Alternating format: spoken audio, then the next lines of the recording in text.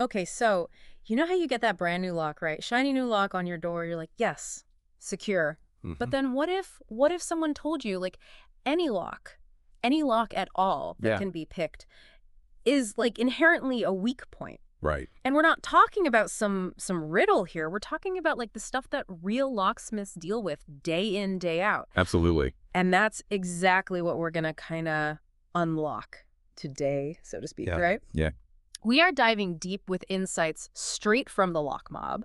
Okay. They're a locksmith company in Brisbane, Australia. Right. And these guys, they don't mess around. They are out there testing locks, breaking down myths, and really getting to the core of what actually keeps us safe. Yeah, I think what's fascinating about the lock mob is that they don't sugarcoat it. Yeah. They basically come right out and say if a lock can be picked, it is vulnerable. Mm-hmm. It doesn't matter if it takes 2 minutes or if it takes 30 minutes to pick a lock. The fact that it can be picked makes it a potential weak point. It really makes you wonder because, like, I'll be honest with you, in my mind, it was all about those time-based security ratings, right? Right. Like, oh, this lock takes 10 minutes to Oh, pick. I'm sure. feeling pretty good, Sure. But these guys are saying, no, that's not the whole story. Those time-based ratings don't tell the whole story. So explain that. So those time-based ratings typically measure how long a lock should resist common forced entry techniques in a Right. controlled setting. Mm-hmm. However, what they often miss is the human element, Okay. the skill and experience of the person who might be trying to bypass the lock. So it's almost like the ratings are going by the book, and a seasoned pro is like, hold my beer. Precisely. Yeah. A standard test might say that a lock holds up for 5 minutes, but someone who really knows their craft could get through much faster with specialized tools or techniques. Right. This real-world experience is crucial, and it's something that the lock mob emphasizes. Okay. They have their own lab where they actually put locks to the test. Wow. So they're not messing around. And one thing I found interesting that they mentioned was this idea of interchangeable barrels. Can you explain what that is? So think of it this way. The cylinder is the part of the lock where you actually insert your key. Okay. With an interchangeable barrel system, you can actually upgrade just that cylinder to a higher security option without having to replace the entire lock. So it's like if you find out that part of your lock, the cylinder, is the weak link, Right. you might be able to swap that out Mm, instead of having to replace the whole thing, which would save time and money. exactly. Okay, that's really good to know. And it got me thinking though, because we're talking a lot about physical security here. Yeah. What about the whole digital age, right? Like, Yeah. do these same principles apply to things like smart locks, or are we talking about a completely different ballgame now? That's a brilliant question. Yeah. And it's something that the lock mob's insights make us consider even more deeply. While they focus on these physical vulnerabilities, the rise of smart homes adds another layer of complexity. Right, because like if somebody can hack into your smart lock system remotely, Mm. it doesn't matter how like, you know, top of the line your deadbolt is, Right, right? hitching on quickly. Yeah. So while a traditional lock might be bypassed with picks or brute force, a smart lock could be vulnerable to software exploits, internet vulnerabilities, even issues with the apps that we use to control them. Oh, wow.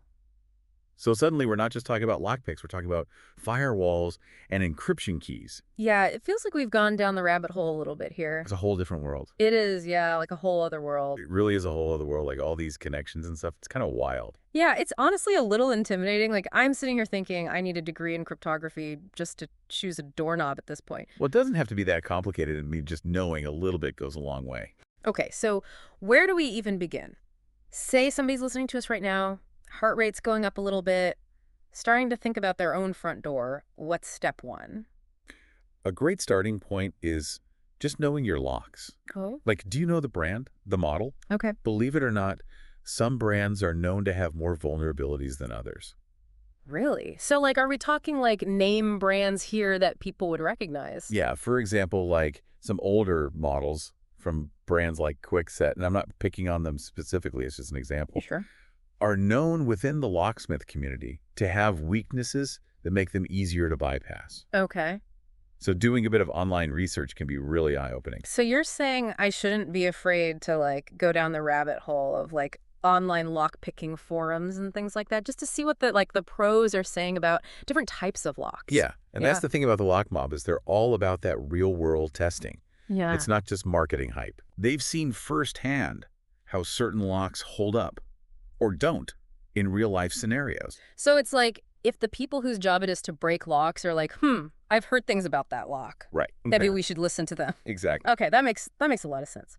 So let's say somebody does their due diligence, they do their research, they check their locks, and they realize, oh no, my front door is basically being held together with like duct tape and a hope. Right. What then?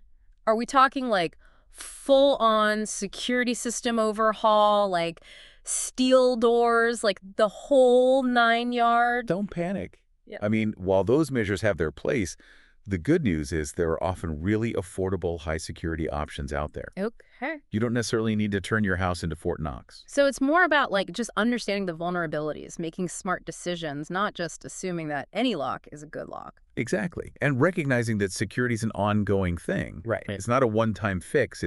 You got to kind of think about it in layers, stay informed, and adapt as new threats emerge. Which brings us back to, those smart locks we were talking about and the whole digital security thing, because we've talked about like how someone might physically pick a lock, right? Right. But what about this idea of like somebody hacking into a smart lock system? Yeah. That feels like a whole other level of vulnerability. It is, and it highlights a really crucial point, which is that, in today's world, security isn't just about physical barriers anymore. Right. It's about these interconnected systems that we rely on. Okay. Think of it like this. You wouldn't secure your front door and leave all your windows wide open. Right. That makes sense. So how do we even begin to approach this like digital side of home security? Right. Is it even possible for the average person to get their head around it? Yeah, it does feel like we're talking about like two completely different worlds here. It is a little bit like that. You've got the old school like lock picking stuff, and then you've got this whole digital frontier. It's true. And it's a challenge I think a lot of us are facing because we're so used to thinking about security in terms of physical barriers. Right. But now there's this whole digital layer that's kind of interwoven into our lives. So where do we even begin to untangle that? Well, just like with physical locks, awareness is key. Okay. Start by understanding what you're connecting to your home network. Okay. Because every smart device, whether it's a lock, a security camera, or even something like a smart speaker, Right. that's a potential entry point if it's not properly secured. So it's not enough to just be like, oh, it's a, name brand smart lock. It must be secure. And exactly. Like we have to actually take steps to make sure it's set up right. Absolutely, you do. Yeah. Okay. It's kind of like, buying a new car. Yeah. You wouldn't just assume it's roadworthy. Right. You'd want to check the tires, the oil, all that stuff. Right. And it's the same with your smart devices. You want to make sure that the software on your devices is up to date, that you're using strong passwords, and that you understand the privacy settings for any apps connected to those devices. Okay, that definitely makes sense. But I'm not going to lie, it sounds a little overwhelming. Yeah. Like, is this something the average person can realistically wrap their head around and manage? Well, it does take a bit of effort, but it's definitely not impossible. Okay. There are tons of resources available online, like you can find guides for securing your home network, tips for choosing more secure devices. Okay. And remember, you don't have to become a cybersecurity expert overnight, right? Right. Start with small steps, gradually build up your knowledge and your home security. Okay, that's actually really good advice because I think sometimes it's easy to get overwhelmed by all this stuff. It is, yeah. And it's good to be reminded that you can take it one step at a time. For sure. I feel like this whole deep dive into locks, it's really kind of opened my eyes. Because we've gone from thinking about deadbolts to, like you said, this whole other world of digital doors that we might be leaving unlocked without even realizing it. That's very true.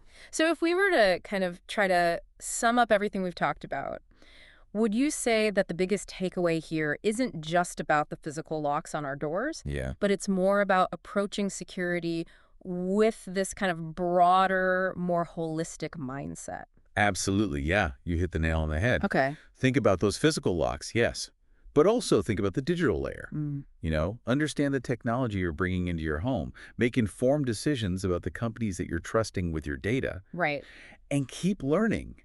Because this world of security is always changing. Right. And being in the know is really our best defense.